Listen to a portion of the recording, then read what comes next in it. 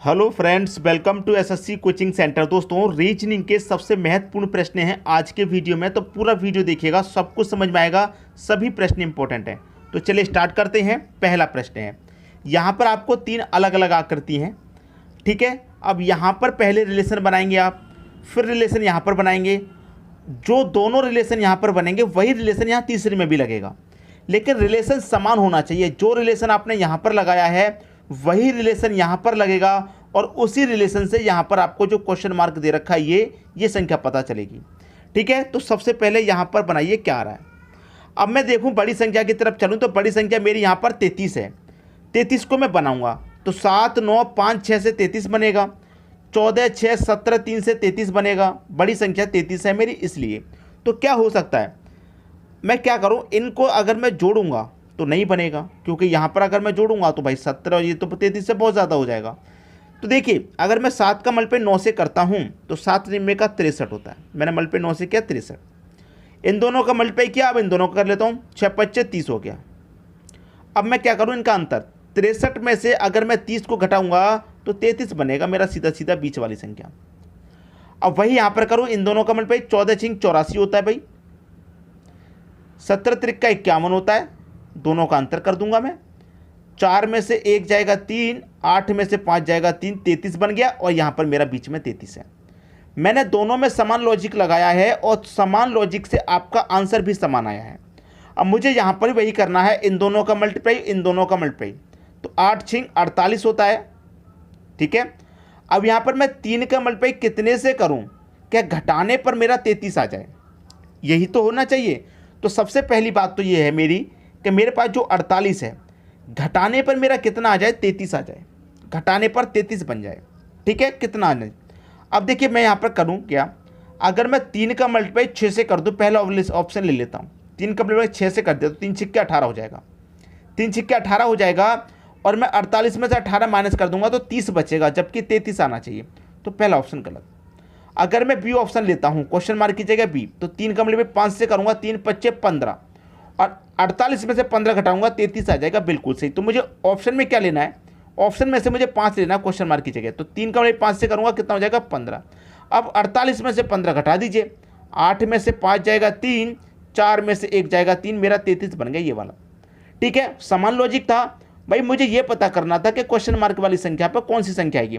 6 से मल्टीप्लाई करके देखा तो नहीं बन रहा, 5 से करके देखा बन गया, इसका मतलब मेरा बी आंसर बिल्कुल सही है। क्लियर हुई बात, अच्छे से समझ में आ गया। अब देखेंगे दोस्तों अगला प्रश्न। अगला प्रश्न है 6 7 17 9 5 16 4 8 क्वेश्चन मार्क। इस क्वेश्चन मार्क वाली जगह पर कौन सी संख्या आएगी ये बताना है आपको, ठीक है। मैं इसमें क्या कर सकता हूँ, सबसे पहले तो लॉजिक मेरा ये रहेगा कि जिस तरफ बड़ी संख्या है मैं प्रश्न को उस तरफ सॉल्व करूँ। जैसे ऐसे चलूंगा तो 17, ऐसे चलूंगा 16, तो बड़ी संख्या मेरी ऐसे है तो मैं प्रश्न को बिल्कुल ऐसे सॉल्व करूँ, ठीक है। अब देखिए मुझे करना क्या है, अगर मैं इनको एक बार जोड़ के देखूँ, जैसे कि 6 और 7 कितना होता है 13, और 13 में मैं जोड़ दूंगा 17, तो कितना हो जाएगा भाई। देखिए यहाँ पर मैं सबको पहले जोड़ के चल रहा हूँ, 6 और 7 13, 13 में 17 जोड़ दिया मैंने 3, 30 हो गया। यहाँ पर भी इनको जोड़ूंगा, जब मैंने ये वाली रो जोड़ ली तो ये वाली रो भी जोड़ूंगा, 9 और 5 14, 14 में 16 जोड़ूंगा भाई 30। अब इस रो का योग भी 30 आ गया मेरे पास, इसका योग भी 30 आ गया, तो इसका भी कितना आना चाहिए, 30 आना चाहिए, ठीक है। तो 4 और 8 12, और 12 में 30 बनाने के लिए कितना जोड़ना पड़ेगा भाई, 18 जोड़ना पड़ेगा। 18 ऑप्शन में है क्या, सी ऑप्शन में दे रखा है। अगर मेरा 18 सी ऑप्शन में नहीं होता, किसी भी ऑप्शन में 18 नहीं होता, तो ये लॉजिक फेल था, कोई दूसरा लॉजिक लगता फिर, लेकिन हमारा आंसर मिल गया, फिर कोई बात नहीं है, ठीक है। हमारा आंसर बिल्कुल सही है और कैलकुलेशन भी बिल्कुल ठीक है। क्लियर हुई बात। अब देखेंगे अगला प्रश्न।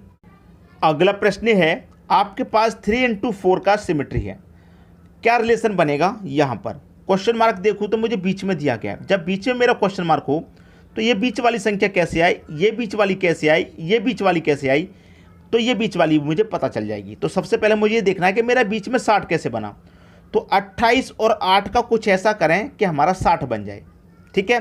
तो मैं करूँगा क्या, 28 और 8 का अंतर कर लेता हूँ, 28 में से 8 को घटा दूंगा तो 20 बचेगा, और मुझे चाहिए 60, तो 20 का मल्टीप्लाई अगर मैं 3 से कर दूं तो मुझे 60 बन जाएगा। यहाँ तक तो बिल्कुल ठीक है, ऐसा कर सकते हैं। दोनों का अंतर कर लिया, अंतर के बाद 3 से मल्टीप्लाई कर दिया, 60 बन गया। अब यहाँ पर भी मैं वही करूँगा भाई, जब मैंने पहली और लास्ट की संख्या का अंतर किया तो यहाँ भी पहली और लास्ट का अंतर करूँगा। 7 में से 3 घटा दूंगा, अंतर आएगा 4 का। अब यहाँ मैंने 3 से मल्टीप्लाई किया तो यहाँ भी 3 से करूँगा, 4 त्रिक का 12 हो जाएगा। 12 दे रखा है, बिल्कुल सही है, लॉजिक बिल्कुल सही है। अब देखिए 2 का और 1 का अंतर करूँगा तो 2 का 1 का अंतर कितना आएगा मेरा, 1 आएगा। यहाँ 3 से मल्टीप्लाई किया, यहाँ 3 से किया तो भाई यहाँ भी करूँगा 3 से, तो 3 का मल्टीप्लाई 1 से करने पर 3 ही मिलेगा और बीच में आपका 3 ही दे रखा है, बिल्कुल सही है भाई, अभी तक तो बिल्कुल ठीक चल रहा है। अब 38 का और 11 का अंतर करूँ सबसे पहले मैं, 38 और 11 का अंतर कितना आएगा भाई, 27 आएगा। यहाँ भी मल्टीप्लाई 3 से, यहाँ भी 3 से, यहाँ भी 3 से, तो अब यहाँ भी 3 से होगा और 27 का मल्टीप्लाई 3 से होगा, कितना हो जाएगा, 27 त्रिक का 81 हो जाएगा और 81 दे रखा पहले ऑप्शन में। आपके प्रश्न का आंसर आपको मिल गया, बात खत्म हो गई, सभी को अच्छे से प्रश्न समझ में आ गया। अब देखेंगे हम अगला प्रश्न। अगला प्रश्न है, प्रश्न को ध्यान से देखेंगे तो यहाँ पर आपको 3 ट्रायंगल नजर आ रहे हैं और क्वेश्चन मार्क कहाँ दिख रहा है, बीच में। तो ये बीच वाली संख्या कैसे आई, ये बीच वाली कैसे आई, उसी तरीके से ये बीच वाली मिलेगी। तो सबसे पहले पता कीजिए ये बीच में 225 कैसे आया है। तो 35, 31 और 21 का कुछ ऐसा कीजिए जिससे कि आपका 225 बन जाए। देखिए क्या होगा, मेरे पास 35 है, 35 में कौन कौन सी संख्या मेरे पास, 3 और 5। अगर मैं इन दोनों संख्याओं को आपस में जोड़ दूं तो 3 और 5 कितना हो जाएगा, 8। इनको भी मैं आपस में जोड़ दूं तो 3 और 1 कितना हो जाएगा भाई, 4।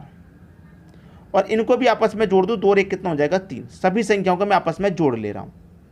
8 और 4 12, 12 में 3 जोड़ूंगा मैं, कितना हो जाएगा, 15। और 15 का स्क्वायर कितना होता है भाई, 225 होता है कि नहीं होता, 225 दे रखा है।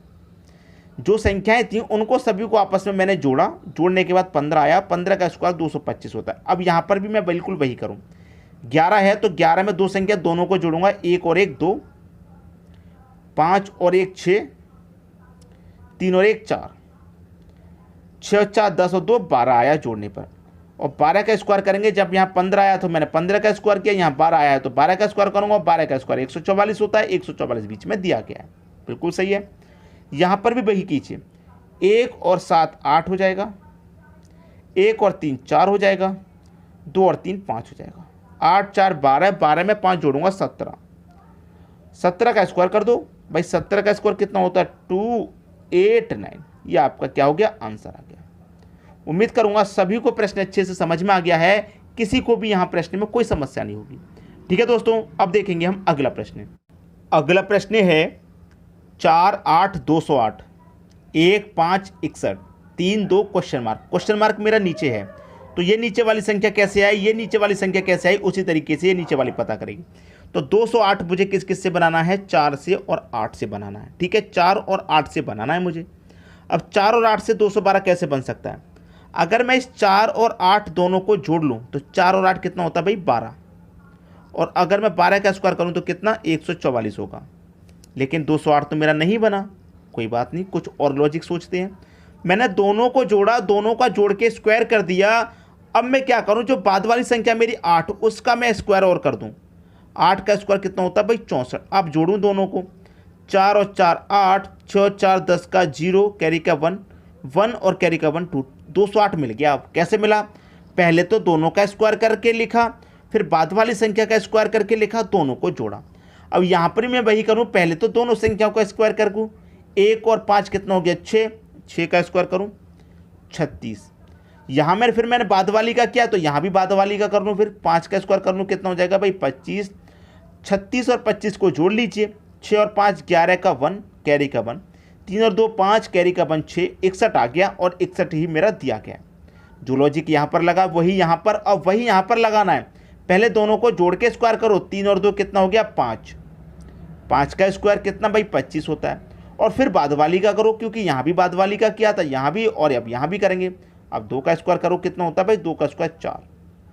अब 25 और 4 को जोड़ेंगे तो कितना आ जाएगा 29। 29 कहाँ पर है भाई, बी ऑप्शन में है, आंसर आ गया। सभी को प्रश्न अच्छे से समझ में आ गया होगा, किसी को भी यहाँ प्रश्न में कोई समस्या नहीं होनी चाहिए। ठीक है दोस्तों, अब देखेंगे अगला प्रश्न। अगला प्रश्न है, किस संख्या का 32% 25.6 है। ये प्रश्न 2016 में पूछा गया था आरआरबी एनटीपीसी में। ठीक है, किस संख्या का 32% 25.6 है। अब देखिए मैं यहाँ पर करूँ कि 32% कितना है भाई, 32% का मान है 25.6 की। 32% का मान इतना है तो सबसे पहले मैं 1% की वैल्यू निकाल लूँ। ठीक है, तो कैसे निकलेगी, 25.6 डिवाइड हो जाएगा 32% से, ठीक है, 32 से डिवाइड हो जाएगा। अब देखिए यहाँ से सबसे पहले तो मैं दशमलव को हटा लूँ, दशमलव को हटाऊंगा तो दशमलव बाद एक संख्या तो बटे में एक जीरो हो गया। अब यहाँ से दशमलव हट गया, दशमलव हटने के बाद ये पूरी संख्या कितनी हो गई आपकी, 256 हो गई पूरी संख्या। अब देखिए 256 को 320 को कटा के छोटा कर लेते हैं, 8 से कटाऊंगा मैं, 8 3 का 24, एक बचेगा 16, 8 दूने का 16, 8 से कटाऊंगा, 8 चौके 32 और एक ही जीरो मतलब 40 बार में ये कट गया, ठीक है, 40 बार में कट गया। अब इस फिर से कटाता हूँ, 8 चौके 32, 8 पंजे 40, फिर से मैंने कटा लिया, ठीक है। अब जब मैंने इसको कटा लिया, अब 5 से भाग दूंगा, 4 में नहीं जाएगा, दशमलव ये 40 हो जाएगा, 5 अट्ठे 40, दशमलव 8 बार में चला गया, दशमलव 8 बार में। तो 1% की वैल्यू मेरी कितनी है, 0.8 है। अब 1% की वैल्यू मेरी 0.8 है तो 100% की वैल्यू कितनी हो जाएगी। अब 100% की वैल्यू क्यों निकाल लें, कह रहा है किस संख्या का, जो भी संख्या रही होगी वो अपने आप में 100% ही तो होगी, इसलिए 100% का मान निकाल लेते हैं। जब 1% का मान 0.8 है तो आपका जहाँ पर 100% का मान निकाल लेंगे कितना है दोस्तों, ये कितना है 0.8, तो इसे मैं 0.8 लिख सकता हूँ।